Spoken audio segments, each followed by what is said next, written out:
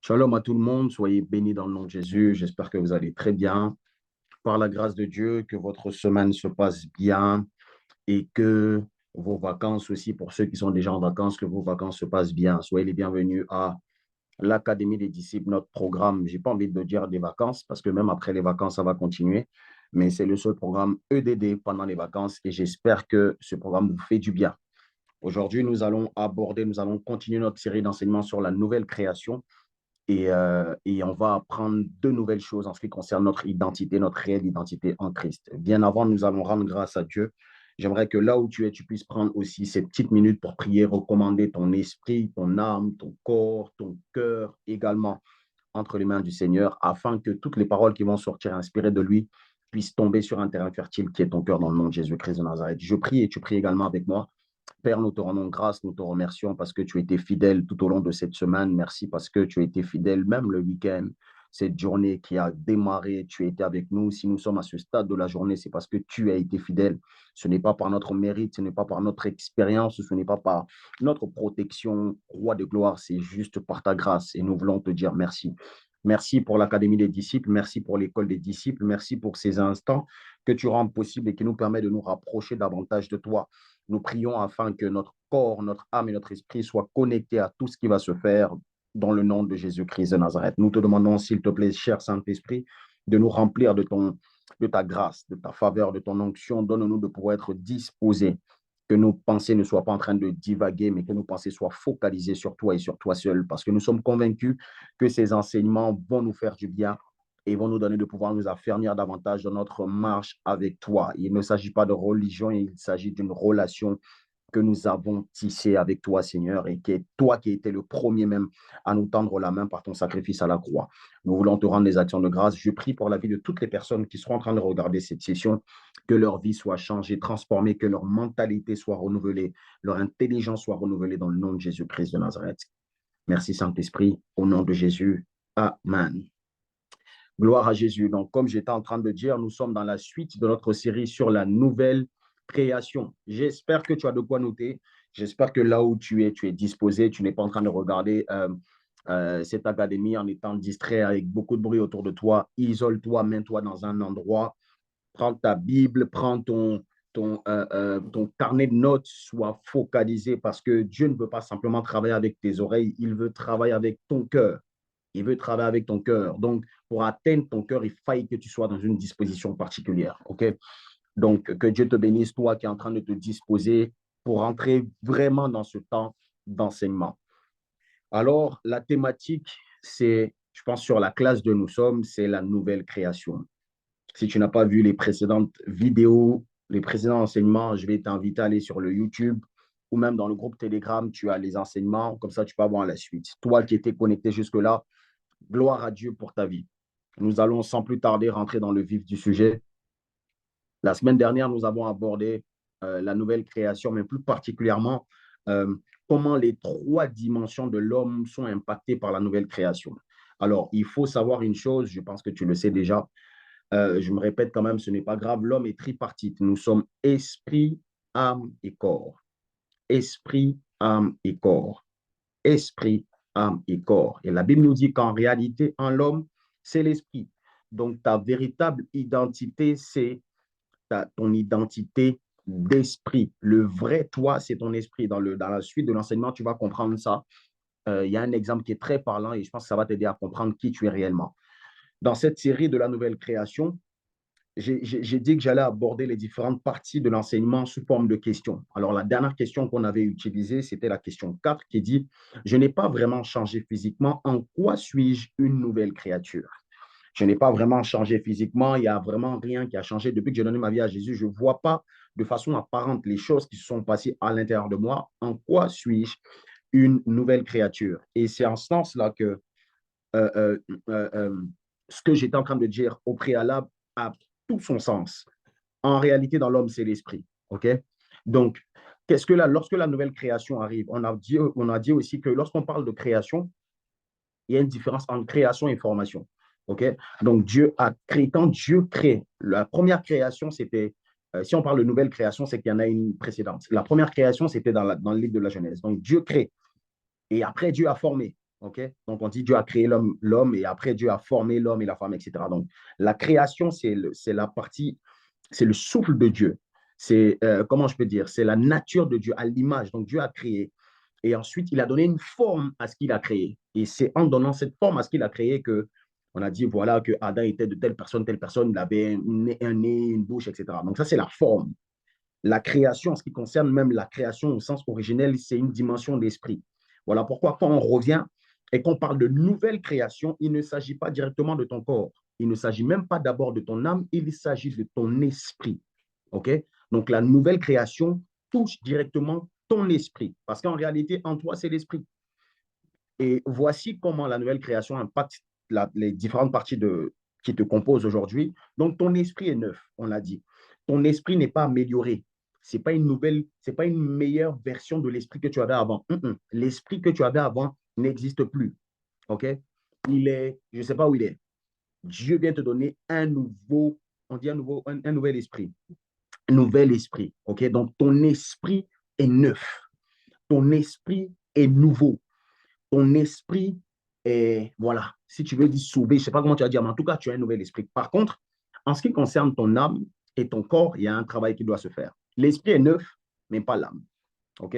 Donc, j'étais à la fin de l'enseignement de la semaine dernière ou du vendredi dernier en train de beaucoup d'insister sur la dimension de l'âme parce qu'il y a beaucoup de personnes qui sont nées de nouveau. Tu acceptes Jésus, ton esprit est neuf, mais qui ne réalisent pas ou qui ne bénéficient pas des avantages de la nouvelle création. Pourquoi? Parce qu'au niveau de l'âme, il y a un blocage. Au niveau de l'âme, il y a un blocage. Et c'est à partir de là que je démarre l'enseignement d'aujourd'hui. J'aimerais vraiment que tu sois très sensible à ce qui va se dire. Si j'ai la possibilité de finir tout ce que j'ai à dire aujourd'hui, gloire à Dieu, mais je ne vais pas courir, je ne vais pas prendre le temps de vraiment rester sur les différents points. Non, au contraire, je vais prendre le temps de bien parler des différents points que l'Esprit de Dieu a mis dans mon cœur. Et puis, si jamais on n'a pas terminé, on va continuer le vendredi ou la semaine prochaine. Gloire à Dieu. Donc, l'un des grands combats, quelque chose que tu dois savoir, l'un des grands combats de ta marche chrétienne, c'est d'emmener ton âme à la conversion. Parce que l'esprit ne se convertit pas. Regarde, même quand on dit on veut gagner, on gagne quoi? On dit on veut gagner des âmes. On n'est pas en train de dire on veut gagner des esprits. OK? On veut gagner des âmes. Donc, c'est la conversion concerne ton âme. Raison pour laquelle il y en a beaucoup qui ont donné leur vie à Jésus, qui ont accepté Jésus, l'esprit est neuf, mais ils ont toujours la colère d'avant. Ils ont toujours le. Voilà, ils sont toujours attristés comme avant. Ils sont toujours inquiets comme avant. Il n'y a pas vraiment eu de. Parce que le travail au niveau de l'âme ne s'est pas encore fait. OK? Donc, l'un des plus grands combats, pourquoi la vie chrétienne est difficile? Ce n'est pas une question d'abord de ton esprit est neuf. C'est parce que l'ennemi ne veut pas que ton âme puisse suivre. Et puis, même toi-même, à l'intérieur de toi, ta chair veut empêcher ton âme de suivre l'esprit. Donc, le véritable combat, même en ce qui concerne ta marche chrétienne, ce n'est même pas à l'extérieur d'abord. Ce n'est pas une question du diable ou quoi que ce soit. Parce que tu vas te rendre compte que quand tu commences à comprendre qui tu es, ce n'est pas que tu sous-estimes le diable, mais tu es moins apeuré. Je ne sais pas comment dire. Tu réalises ce que Dieu a investi en toi et tu réalises combien de fois le diable même te jalouse. On va comprendre ça dans la suite de notre étude. Donc, l'un des grands combats que nous pouvons rencontrer, c'est d'emmener notre âme à la conversion. Voici ce que Romains 12, le verset 2, nous dit. Romains 12, le verset 2. Alors, Romains 12, le verset 2 nous dit, ne vous conformez pas au siècle présent, mais soyez transformés par le renouvellement de l'intelligence, afin que vous discerniez quelle est la volonté de Dieu, ce qui est bon, agréable et parfait. Il dit ceci, soyez transformés par le renouvellement de l'intelligence, afin que vous discerniez quelle est la volonté de Dieu, ce qui est bon, agréable et parfait. Gloire à Dieu. Pourquoi je prends cet exemple? Parce qu'on nous parle de renouvellement de l'intelligence. Merci pour le texte. On nous parle de renouvellement de l'intelligence. On nous parle on peut parler même de transformation, d'apporter quelque chose de nouveau à notre façon de voir les choses, à notre façon de. Et il faut savoir aussi que l'intelligence stationne au niveau de l'âme. L'intelligence stationne au niveau de. Le renouvellement de l'intelligence concerne directement cette dimension de ta personne. Voilà pourquoi la conversion de l'âme se fait quand il dit, soyez transformés par le renouvellement de l'intelligence afin que vous discerniez quelle est la volonté de Dieu, ce qui est parfait, agréable, etc., etc. Ce qui est bon, agréable et parfait. Je l'ai dit la semaine ou les semaines précédentes, je dis, un homme qui n'est pas né de nouveau ne peut jamais faire la volonté de Dieu. Quelqu'un qui n'est pas né de nouveau ne peut pas faire la volonté de Dieu. Il va chercher à être, s'améliorer, il va chercher à... Mais la volonté de Dieu, dans l'essence même de la volonté parfaite de Dieu, cette volonté, elle est possible uniquement pour les personnes qui ont été transformées. Christ a tout accompli. Cela veut dire que la dimension de Christ a été cette dimension qui était capable de faire ce que Dieu voulait. Il dit non pas ma volonté, mais ta volonté. Et il est allé exécuter l'ordre divin qui avait été donné par le Père. Mais Adam a échoué. Cela veut dire que l'ancienne dimension que toi tu avais, l'ancien esprit, la créature que tu étais précédemment, n'avait pas la capacité de faire ce que Dieu voulait. Mais en Christ, tu as la possibilité et même le pouvoir d'accomplir la volonté de Dieu. Je prie que la volonté de Dieu pour ta vie s'accomplisse pleinement dans le nom de Jésus-Christ de Nazareth. Gloire à Jésus. Alors, j'étais en train de dire ceci. La conversion de l'âme. Je peux te poser la question de savoir, mais par rapport à l'âme, comment ça se fait? Parce que oui, j'ai des problèmes, je sais que mon esprit est renouvelé, mais par rapport à l'âme, ok, c'est un peu compliqué. Par rapport à l'âme, la conversion de l'âme se fait quand elle est constamment soumise à la parole de Dieu. Voilà pourquoi c'est un travail, c'est un processus. Quelqu'un qui naît de nouveau et qui a pour ennemi la parole, la Bible, tu vas voir que tu ne seras jamais converti. Ennemi, c'est un peu fort. Il y a une distance entre toi et la parole. Pourquoi? Parce que c'est en lisant la parole, en t'imprégnant des choses de la parole, que ton âme va commencer à se convertir. Ton âme va se rapprocher de pas la réalité, de la vérité de Dieu. C'est la parole en toi qui va faire ce travail. C'est la parole en toi qui va faire ce travail. J'insiste dessus. Rappelons-nous que l'esprit est changé instantanément, mais l'âme a besoin d'avoir des changements et les changements qui concernent l'âme sont progressifs. Et comment tu vas arriver à cette dimension-là? C'est quand tu vas laisser la parole de Dieu travailler en toi. Voilà pourquoi toi qui es né de nouveau, toi qui as commencé avec le Seigneur depuis pas longtemps, ou toi qui es en train de vouloir revenir sur des bonnes bases, la parole de Dieu doit être ton meilleur ami. La parole de Dieu doit être, tu dois boire la parole. Tu dois aimer la parole parce qu'à chaque fois, la parole, la Bible nous dit que la parole est esprit et vie. À chaque fois que tu lis la parole, il y a un travail spirituel qui se fait en toi. Et ton âme n'est pas insensible. Tu vas voir que on peut te donner des conseils, on peut essayer de t'aider. Tu vois, toi-même, peut-être dans ta vie de tous les jours, on t'a donné des conseils pour dire arrête de faire ceci, arrête de faire cela. Toi-même, des fois, tu as pris conscience, mais tu n'as pas arrêté. Pourquoi? Parce que tu n'es pas converti juste par des conseils. Tu es converti par la révélation de la parole. Et sachant que toi, ta véritable identité, c'est l'esprit. L'esprit, c'est que ce dont tu as besoin, ce sont les choses spirituelles. Donc, quand tu laisses les choses spirituelles venir toucher à ton âme, il y a un travail qui se fait entre ton âme et ton esprit. Parce qu'une personne qui sera convertie, une personne qui est amenée à être convertie, à avoir son âme changée, c'est une personne qui a laissé l'esprit prendre le dessus. Tu vois? L'esprit se nourrit de ça. Ton esprit va se nourrir de ça. Quand tu es né de nouveau, il faut que tu aimes la prière, il faut que tu aimes la parole, tout ça. Donc, ça fait que ton esprit grandit. Et plus ton esprit grandit, plus ton esprit va dominer ton âme. J'espère que ça, c'est clair pour toi.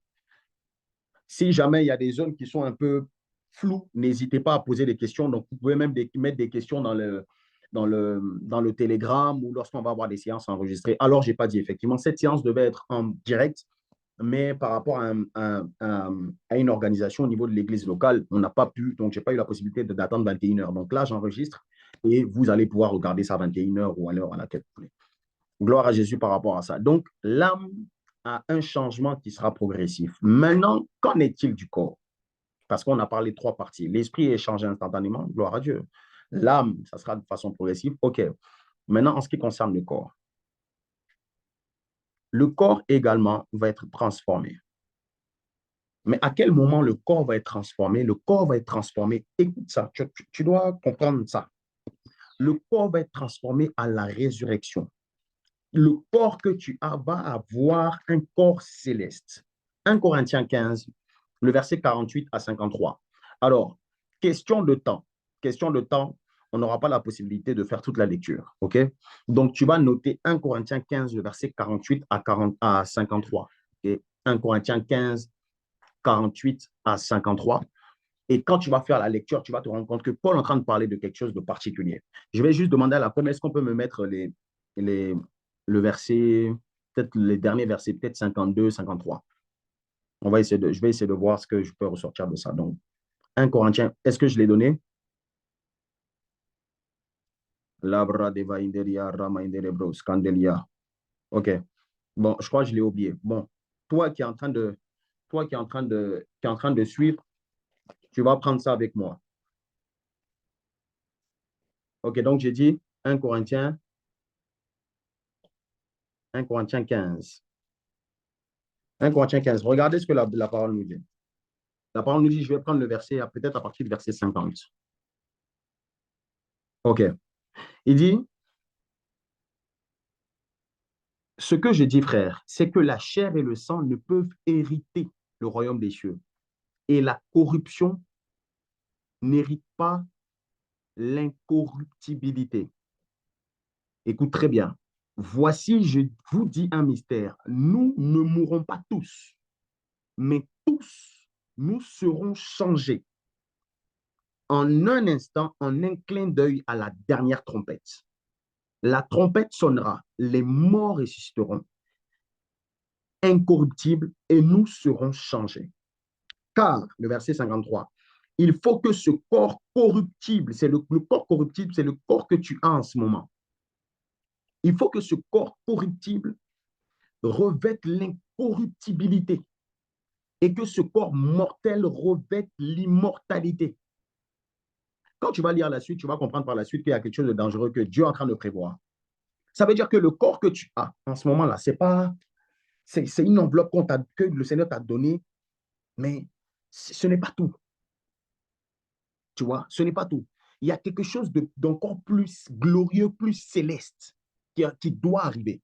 Et ça, ce genre de vérité, tu as besoin de savoir ça dès la base. Ça fait partie de ta base, de ta vie chrétienne. Tu as besoin de savoir ça dès la base. Tu as besoin de savoir ça. Ce corps corruptible que tu as là-bas va revêtir l'incorruptibilité. C'est-à-dire ça, comme un corps céleste que tu vas avoir.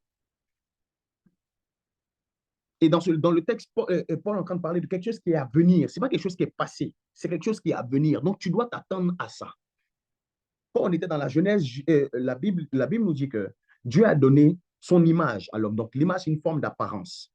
Mais il y a une dimension de cette image-là que l'homme a perdue, que Jésus est venu redonner. Mais là, le texte qu'on est en train de lire, on est dans 1 Corinthiens, donc on est dans la Nouvelle Alliance. Il dit, au-delà de la dimension que vous avez déjà reçue, la dimension spirituelle que vous avez perdue, la connexion avec Dieu, que Jésus, par son sacrifice, est venu vous redonner, il y a une dimension, pas en ce qui concerne votre esprit, pas en ce qui concerne votre âme, mais votre corps. Il y a une dimension qui est en train d'arriver. Il y a une dimension que ton corps va voir. Ça veut dire que le corps qui tombe toujours malade, le corps qui se blesse à tout bout de champ, le corps, il y a un autre modèle de corps, une autre enveloppe. Et ça sera un corps qui ne va pas, ce n'est pas un corps qui vieillit, ce n'est pas un corps qui se dégrade, c'est un corps qui est dans une dimension céleste. À la résurrection, tu dois savoir ça. À la résurrection, les nés de nouveau vont revêtir cette nouvelle enveloppe. Donc, ton esprit, il y a un impact au niveau de ton esprit en ce qui concerne la nouvelle création. Il y a un impact au niveau de ton âme, mais aussi au niveau de ton corps. Aussi au niveau de ton corps. Donc, pour résumer ces trois parties, je disais que la nouvelle naissance, quand on parle de création, la nouvelle naissance et une nouvelle création, on parle de la création d'un nouvel esprit, okay, qui vient de Dieu. Donc, l'esprit va par la suite, va prendre l'ascendant sur ton âme. C'est à ce moment-là qu'on parle de la conversion. Donc, ton âme est touchée. Et l'enveloppe physique que tu as va être changée à la résurrection. Donc, quand on dit que tu es né de nouveau, tu es dans une nouvelle, tu rentres dans le royaume, c'est une nouvelle création, c'est tout un mindset, toute une manière différente de voir les choses, de penser les choses. Regardez Jésus. Jésus vient sur la terre, et puis Jésus vient sur la terre, il a l'enveloppe corporelle, l'enveloppe pardon, corruptible, dont Paul est en train de parler tout à l'heure.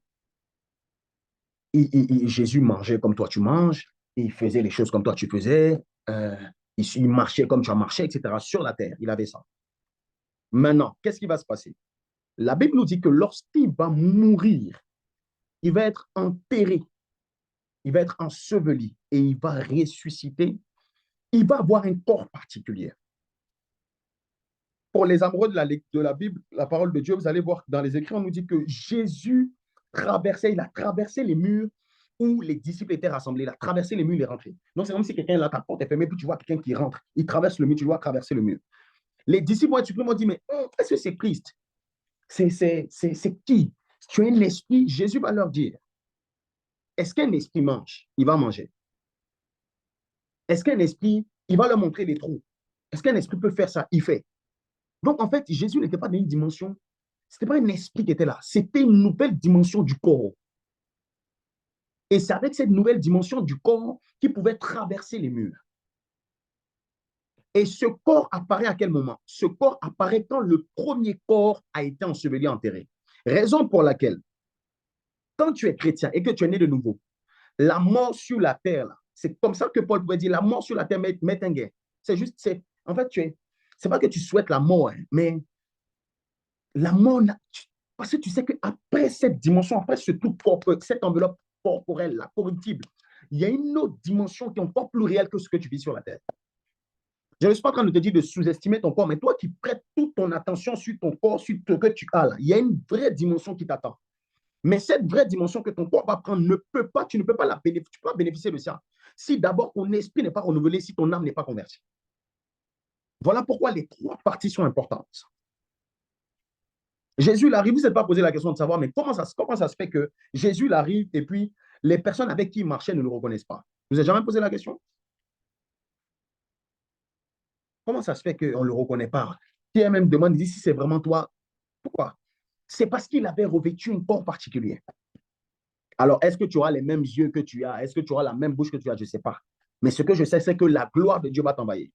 Et tu vas avoir ce corps-là céleste. C'est pour ça que j'insiste dessus. C'est pour ça. Et même quand, dans les précédents enseignements, je suis en train de parler de la dimension des élus. Quand il va commencer à y avoir le chaos sur la terre, quand les choses ont commencé à être compliquées, je ne sais pas si c'est avant ou après l'enlèvement, après le retour de Christ. Parce qu'il y a une période de 1000 ans où il y a des gens qui vont rester sur la terre et puis il y aura de l'abomination, les choses vont être compliquées.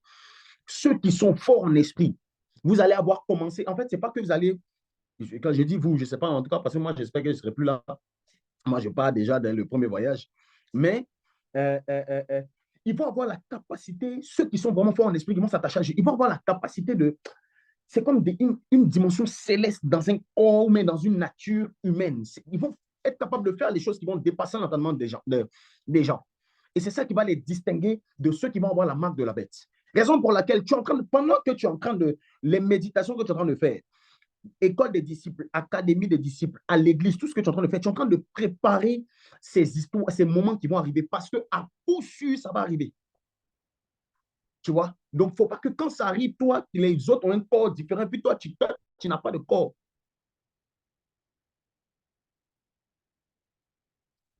OK. OK, gloire à Dieu. On est toujours là. Merci, Saint-Esprit. Donc, tu as besoin de ça. Et tu as besoin de savoir ça dès la base. Dès la base. C'est un corps qui va te permettre de. Bref, en tout cas, peut-être que j'aurai la possibilité de bien insister sur ça là, la prochaine fois. Mais pour te dire qu'il y a des belles promesses qui t'attendent. Ça doit être trop mal dangereux. Tu rentres dans un mur et puis tu sors de l'autre côté. C'est impressionnant. Tu vois? C'est incroyable. C'est incroyable. J'aspire à ça et je prie que tu puisses rentrer dans cette dimension. Parce que ce n'est pas du fétichisme. Jésus l'a fait. Donc, oui, ce n'est pas juste une utopie. On va arriver à ça. Maintenant, quand on va arriver à ça, à cette période-là, ce temps-là, il faut que tu sois capable de. Aujourd'hui, il y a beaucoup de personnes qui ont quitté la terre, ils sont enterrés. Il y a des gens qui pensent que c'est la fin. Ce n'est pas la fin. Ce n'est pas la fin. C'est le début même de la réalité ou de la vérité. C'est maintenant que ça commence. Donc, toi, avant que tu passes par cette étape-là d'être enseveli, enterré, prépare bien cette dimension qui va arriver. Sois sérieux, sois concentré dans les choses qui concernent Dieu. Investis sur ton esprit, convertis ton âme, efforce-toi, bats-toi. Parce qu'il y a certaines batailles que tu ne pourras plus faire de l'autre côté, c'est fini. C'est ici qu'on se bat. Je prie que le Seigneur t'aide à rentrer dans cette dimension dans le nom de Jésus. Alors, la quatrième question, c'était la question que j'ai posée par rapport au fait que physiquement, on n'a pas changé en quoi, on est vraiment une nouvelle créature. 5e question. Je ne sais plus à quelle heure on a commencé donc la pomme. N'hésitez pas à me dire quand il nous reste 10 minutes parce que je veux faire peut-être un enseignement de 40 minutes, 45 minutes. Grand max, surtout quand c'est enregistré. Donc, n'hésitez pas à me dire combien de minutes il me reste. La 5e question, c'est quels sont les avantages de la nouvelle création par rapport à l'ancienne? Dans ce que j'ai pu dire déjà, toi-même, tu as pu sentir un peu quelques avantages. Mais il y a des choses qui sont essentielles, primordiales, sur lesquelles on doit s'arrêter un instant. Parce que une, ça nécessite un approfondissement, une réelle compréhension. OK. Je vais le faire en plusieurs points. Mais tu peux noter déjà, pour toi qui es en train de noter, tu peux noter déjà tous les différents points et au fur et à mesure, je vais revenir sur chacun de ces points-là. Alors, la première chose que tu dois noter, tu dois savoir que la nouvelle création nous rend fils de Dieu. La nouvelle création nous rend fils de Dieu. La nouvelle création nous rend fils de Dieu. Ensuite, la nouvelle création pardon, nous rend co-héritiers de Dieu, héritiers de Christ. Tout ça a une importance majeure. Nous rend fils de Dieu, ensuite, nous rend co-héritiers de Dieu et héritiers de Christ. Par la suite, la nouvelle création nous rend supérieurs au premier Adam. Supérieurs au premier Adam. Je pense que pour aujourd'hui, je vais juste aborder la partie de la dimension de fils de Dieu. Supérieur au premier Adam. Par la suite, elle nous rend également supérieurs aux anges. Supérieurs aux anges. Après cela, la nouvelle création nous rend supérieurs aux prophètes de l'ancienne alliance.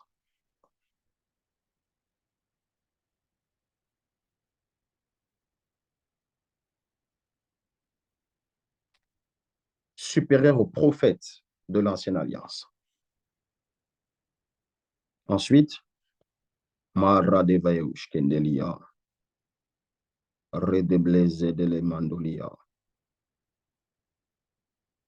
Ensuite, tu peux noter que la nouvelle création nous emmène à être des personnes pures et saintes. Des personnes pures et saintes. Je ne sais pas, il y en a combien, mais on va revenir sur ça dans tous les cas. Après cela, tu peux mettre que la nouvelle création fait de nous des rois et des sacrificateurs. Fait de nous des rois et des sacrificateurs. Vous ne m'avez toujours pas dit reste combien de temps, hein, pour que je puisse savoir. À quelle heure on a commencé et on a combien de temps d'enregistrement. Alors, et dernière chose, c'est que cette nouvelle création nous donne la capacité de manifester la puissance de Dieu sur la terre. Donne la capacité de manifester la puissance de Dieu sur la terre. OK. Donc, ce sont les avantages. Et j'aimerais, je prie que le Seigneur nous donne la possibilité de faire revenir sur, ça ne sera pas très long forcément, mais revenir sur chaque dimension, chaque avantage qui a été énuméré. Donc, les avantages, je ne sais pas comment toi tu vas les noter, si tu vas mettre petit 1. Bon, on est déjà sur des questions de 5, 4, 5. Donc, tu peux mettre petit a. Le petit a, c'est la nouvelle création nous rend fils de Dieu. Je vais juste parler de ça en 10 dernières minutes qui nous restent.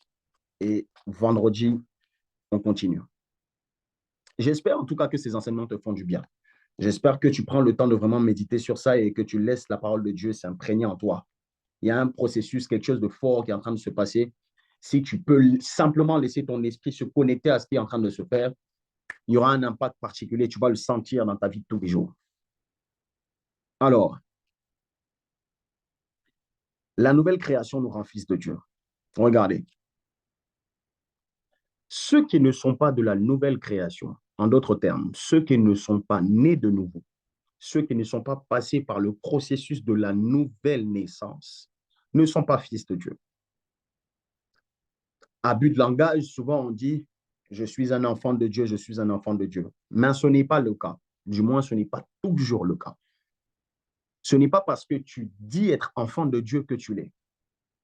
Dieu nous a tous créés. Mais créer une chose ne fait pas d'elle ton enfant.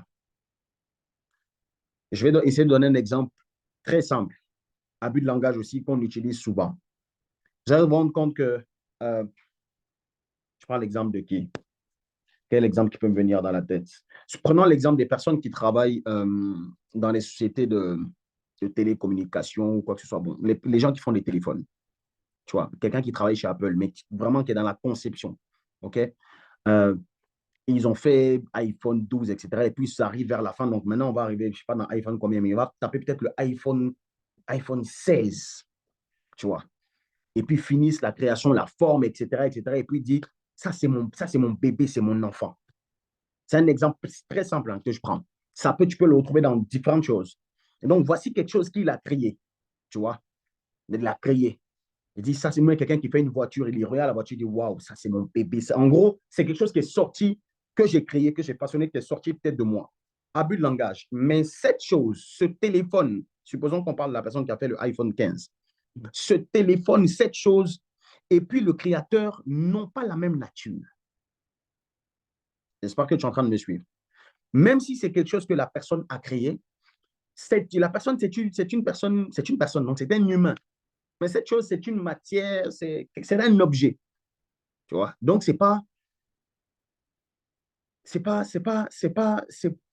on peut le dire. Donc, on peut dire que oui, quelque chose que j'ai créé, mais ce que tu crées n'est pas forcément ton enfant. C'est ce que je veux dire. Donc, c'est pas parce que Dieu nous a créés que nous sommes tous enfants de Dieu. OK? Il n'y a que la nouvelle création qui donne le pouvoir de devenir enfant de Dieu. Parce que oui, pour devenir enfant de Dieu, tu as besoin d'un pouvoir. Donc, les gens qui vivaient à l'ancienne alliance, on va les appeler les Adams. Donc, les personnes avant la nouvelle création. Donc, les Adams sont des créatures de Dieu. Malgré le fait que Dieu ait dit, je te fais à mon image.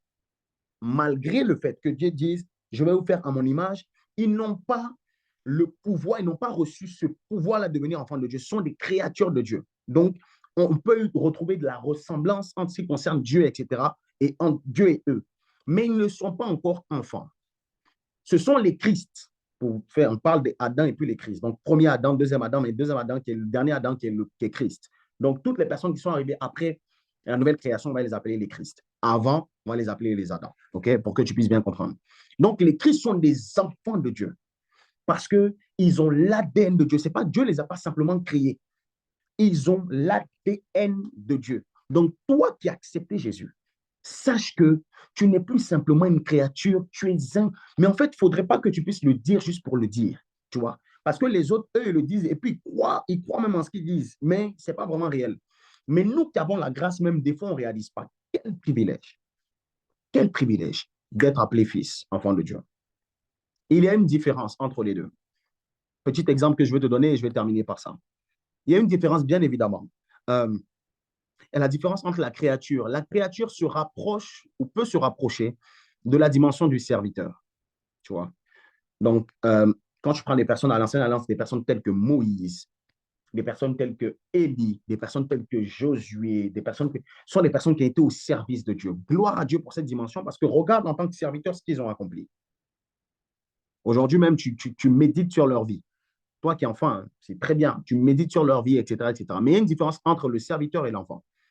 L'exemple que je vais prendre pour terminer, c'est on le voit beaucoup plus en Afrique, mais ici en Europe, on le voit peut-être ceux qui sont dans une classe supérieure. En Afrique, il y a des personnes qu'on appelle des. Alors, chacun les appelle comme il veut, mais il y a des domestiques. OK? Des personnes qui travaillent chez. Moi, je sais, par exemple, quand j'étais petit, même tout le long, même j'étais en Côte d'Ivoire, on avait des domestiques. Alors, les domestiques ont accès à la maison. Les domestiques travaillent dans la maison. OK? Tu peux avoir des personnes qui travaillent pour toi à l'extérieur, mais là, je prends le cadre de la maison. Donc, le domestique est un serviteur, il est au service. Il travaille pour le patron, mais il travaille aussi pour les enfants du patron. Donc, une personne qui vient travailler chez toi, toi qui as des domestiques, une personne qui vient travailler chez toi, qui dit que je m'occupe uniquement de toi, les enfants, ça ne me regarde pas, c'est faux. Enfin, c'est faux. C'est que la personne ne va pas durer dans le travail. C'est dès qu'elle vient, elle repart en même temps. Parce que quand tu viens travailler dans la maison du Père, même si tu es serviteur du Père, tu es au service également des enfants de ce monsieur. Tu vois? Donc, Moïse, en tant que serviteur, sans que tu ne le saches, a travaillé pour toi. Il a travaillé pour toi. Josué a travaillé pour toi. Ils étaient en train de travailler au service du Père, mais ils étaient en train de travailler aussi pour les enfants du Père que nous sommes aujourd'hui. Un serviteur, une différence. Un serviteur doit poser des actions pour que son patron l'apprécie. Ça veut dire que, bon, de prime abord, comme ça, je peux bien te sentir. Mais le serviteur qui va être distingué, soit le serviteur qui va être loyal, qui va bien travailler, qui va faire la différence, qui va suivre les ordonnances à la lettre, etc. Mais l'enfant plaît déjà, même dès qu'il naît. Tu vois, une mère, quand elle enfante, ou même un père, quand il voit son nouveau-né, il n'y a pas, je ne sais pas comment t'expliquer, il y a une connexion particulière qui se fait. Donc, souvent, nous, dans notre interprétation des choses, on a trop l'impression qu'on doit faire pour que Dieu nous agrée. On a trop l'impression qu'on doit faire pour que Dieu nous apprécie ou pour que Dieu nous aime. Quand tu penses comme ça, même si tu es né de nouveau, quand tu penses comme ça, tu es en train de mettre entre guillemets, de négliger le processus de la croix, l'œuvre de la croix qui s'est faite en ce qui te concerne, et tu es en train de vouloir repartir à une dimension de Moïse, sachant que Moïse t'envie.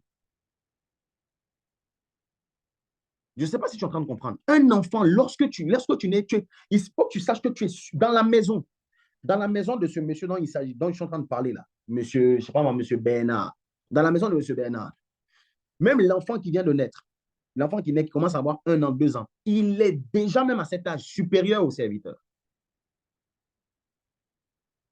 Il a des privilèges que les serviteurs ne peuvent pas avoir. Il a des accès. Il a des accès. Il peut être assis au salon lors de discussions très importantes. Et puis sa présence ne gêne pas parce que c'est l'enfant. Il peut rentrer dans la chambre du papa et puis ça ne gêne pas parce que c'est l'enfant. C'est en ce sens-là que toi, tu as accès ou tu dois être conscient que tu peux avoir accès à une dimension d'intimité avec Dieu que les serviteurs ne peuvent avoir. Cela ne veut pas dire, bien évidemment, que parce que le Père nous aime, on doit faire tout ce qu'on veut en tant qu'enfant. Regardez l'exemple du fils prodigue. Lorsqu'il est sorti, on voit ce qui s'est passé. Tu vois? Mais tu dois prendre conscience que tu as une dimension supérieure. Ne te mets pas juste dans la case de serviteur. C'est bien serviteur, parce qu'un enfant aussi, plus il grandit, il devient fils, plus il va être au service de son père. Gloire à Dieu. Mais un serviteur n'a pas l'avantage des fils. Mais un fils peut avoir les avantages des serviteurs et bien plus. Et c'est ce que Dieu t'a promis. C'est ce que ton père t'a promis. Et en ce qui concerne le diable, il faut que tu saches, c'est que le diable se ligue contre nous, pas uniquement parce qu'on est serviteur, mais parce qu'on est devenu enfant. Parce qu'on est devenu enfant. Et ça, c'est une place que lui n'a jamais eue. Lui, il a servi Dieu à un certain moment. Il était au service du Père. Mais la dimension de fils, cette dimension d'intimité, d'amour particulier que lui n'a pas eu, pourquoi toi tu vas avoir? C'est ça son vrai conflit. Mais je prie dans le nom de Jésus que toi-même tu puisses être consciente de ça, et que tu puisses marcher conformément à ce que Dieu veut pour ta vie. Quand tu es conscient que tu es enfant de Dieu, juste par le fait d'être conscient, ça a un impact sur ta façon de marcher, un impact sur ta façon de penser, ta façon d'agir, ta façon même de combattre. Il y a un impact sur tout. Tout part de comment tu te vois. Comment tu te vois. Arrête de subir les oppressions, de subir la sentence qui devait revenir sur les serviteurs. Tu ne fais plus uniquement partie de cette dimension. En fait, toi, tu es un enfant de Dieu. Jean 10, le verset 32 à 36. Jean 10, 32 à 36, c'est un passage que tu vas noter. Et la semaine prochaine, nous allons insister dessus. Jean 6, non, Jean 10, 32 à 36.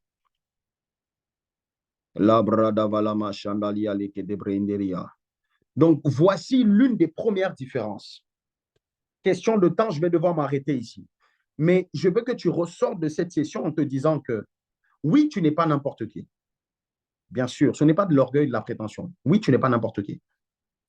Qu'est-ce que la parole de Dieu nous dit? La parole de Dieu nous dit, Jésus leur dit, je vous ai dit, je vous ai fait voir plusieurs bonnes œuvres venant de mon Père. Pour laquelle me lapidez-vous? Ce que Jésus est en train de dire, c'est impressionnant.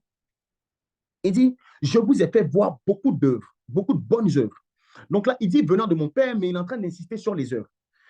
Donc, c'est comme s'il est en train de leur montrer à ceux qui sont en train de vouloir le lapider, de leur montrer sa dimension de serviteur, basée sur les bonnes œuvres. Donc, il dit, bon, ok, je suis enfant, mais je prends la dimension juste de serviteur par rapport à mes œuvres.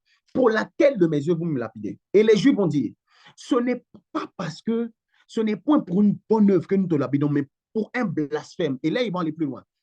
Parce que toi qui es homme, tu te fais Dieu. C'est ça le vrai, c'est ça le vrai souci. Le vrai souci, ce qui dérange l'ennemi, les démons, ce n'est pas uniquement le service que tu fais pour Dieu, c'est le fait que tu veuilles accepter dans ton esprit que tu es enfant de Dieu. C'est le fait que tu veux accepter dans ton esprit que tu es fils de Dieu. Parce que ça, c'est une vérité. C'est quelque chose qui est absurde. C'est une folie pour beaucoup de gens. Mais c'est la révélation de ta vie. Et c'est ça qui dérange. Il dit, mais non. Jésus leur répondit, mais n'est-il pas écrit dans votre loi que vous êtes des dieux? Donne-moi la suite. Il dit, si elle a appelé Dieu, on parle de la loi, ceux à qui la parole est adressée, si l'écriture ne peut être anéantie, celui que le Père a sanctifié, envoyé dans le monde, vous lui dites, tu blasphèmes. Et cela parce que j'ai dit, je suis le Fils de Dieu. Regarde ce que Jésus dit ici. Bon, c'est important quand même que je le dise avant de terminer. Regarde ce que Jésus dit ici. Jésus dit, c'est pas écrit dans la loi que vous êtes des dieux. Il est en train de parler, il parle de la loi. Donc quand il parle de la loi, il parle de, on peut faire référence, merci pour le texte, on peut faire référence à l'ancienne alliance. Donc Jésus est en train de dire, avec un petit dédit, dans la loi, on n'a pas dit que vous êtes des dieux, mais de quelle dimension de divinité il parle ici? Il est en train de parler de, parce qu'à la création, donc Adam, Dieu a donné une partie de lui à Adam, donc son souffle. Donc c'est une dimension de la divinité. Mais Jésus est en train d'expliquer ici que même dans la divinité que vous appelez selon la loi là, il y a une hiérarchie. Il y a ceux qui sont divins, juste par le processus, juste par le fait que Dieu est soufflé en eux. On parle des Adam. Et il y a ceux qui sont rentrés, il parle des dieux, et puis là, par la suite, il parle du Fils, il dit le Fils de Dieu. Il parle donc, dans un premier temps, de ceux qui ont reçu par l'Esprit de Dieu ou par le souffle de Dieu à la base, qui ont une partie de Dieu en eux. Et puis, il parle dans un deuxième temps de ceux qui n'ont pas simplement une partie de la nature de Dieu, mais ceux qui ont l'entièreté de la nature de Dieu. Et Jésus sur la terre n'était pas un peu... Jésus était Dieu sur la terre. Et quand toi, tu passes par le processus de la nouvelle création, que tu deviens enfant de Dieu, Dieu veut s'investir pleinement en toi. Ton esprit l'a capté, mais ton âme doit l'accepter, ton corps doit le supporter. Donc, le texte que tu as lu tout à l'heure, tu dois bien le méditer. Parce que ce qui dérange, ce n'est pas uniquement ce que tu fais pour Dieu. Ce qui dérange, le diable, ce sur quoi ils vont vouloir, ce sur quoi ils vont s'appuyer pour vouloir te lapider, c'est que, hey, il ne peut pas comprendre pourquoi tu es enfant de Dieu, comment tu es enfant de Dieu, comment tu peux être fils. Parce que quand tu es fils, ça inclut beaucoup de choses. Je vais même te choquer. Il y a certaines maladies qu'en tant que fils de Dieu, tu ne dois pas avoir dans ton corps. Il y a certaines limitations qu'en tant que fils et fille de Dieu, tu ne dois pas accepter. Mais ça, tout est une question de compréhension, de révélation de qui tu es. Je prie que le Seigneur nous aide dans cette dimension dans le nom de Jésus-Christ de Nazareth. Alors, pour aujourd'hui, je vais m'arrêter là. Et vendredi, je pense que ça sera encore une session enregistrée. Du moins, si ce n'est pas le cas, on va vous prévenir à l'avance. Mais vendredi, on va continuer. Tu vas voir, on va prendre point par point les avantages. Ne prends pas juste ça comme une information, je t'en supplie. Accepte-la comme une révélation. Que ça puisse rentrer à l'intérieur de toi, que tu puisses marcher selon ça. Et que ton intelligence soit renouvelée, conformément à ce que Paul pourrait dire dans les Écritures. Dans le nom de Jésus-Christ de Nazareth. Gloire à Jésus. Je vais juste prier pour la fin. Seigneur, je te rends grâce pour cette portion d'écriture que nous avons partagée en ce jour et je prie que nous puissions recevoir cela dans notre esprit. Qu'il puisse y avoir un impact sur notre âme et ainsi que sur notre corps. Que notre façon de penser change, que notre façon d'agir change et que nous réalisons que nous faisons partie de cette famille, pas uniquement de ce royaume, de cette famille. Et nous avons accès à des choses. Nous ne voulons pas nous priver de ce que tu nous as déjà donné. Nous ne voulons pas mourir comme des esclaves, sachant que nous sommes des princes, sachant que nous sommes des fils du roi des rois. Aide-nous à pouvoir entrer dans cette dimension dans le nom de Jésus-Christ de Nazareth. Je bénis le reste de la journée de tous mes frères et sœurs qui sont en train de regarder cette session et je bénis leur nuit, le reste de leur semaine et donne-nous la capacité, la grâce de pouvoir nous retrouver vendredi pour continuer cette série d'enseignements dans le nom de Jésus-Christ de Nazareth. Nous avons prié. Amen. Gloire à Jésus. Soyez tous bénis dans le nom de Jésus. J'espère que cette session d'aujourd'hui vous a fait du bien. On se retrouve vendredi par la grâce de Dieu. Je vous exhorte à rester assidus, OK? Même si ce n'est pas en présentiel, parce que là, quand tu viens en présentiel, il y a une certaine discipline que tu trouves, mais quand tu es seul, c'est une discipline qui est encore multipliée. Donc, soyons disciplinés en tant que disciples de Christ et faisons l'effort de méditer, de reméditer tout ce que nous sommes en train de voir. Et on se donne rendez-vous jeudi par sa grâce dans le nom de Jésus-Christ de Nazareth. Que Dieu vous bénisse. Shalom, shalom à tout le monde.